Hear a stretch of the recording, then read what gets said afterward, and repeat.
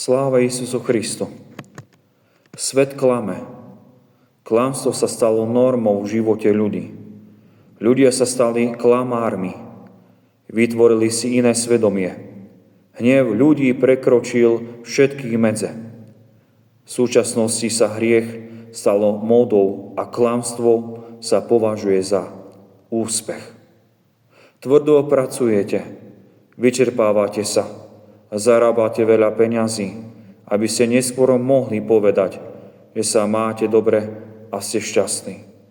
Ale čo má toto všetko spoločné so šťastím?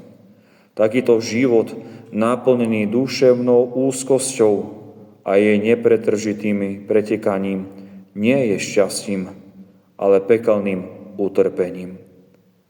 To nám hovorí svätý otec Pajsi Svetohorský. Prajem vám, drahí veriaci, požehnaný týždeň. Sláva Isusu Christu.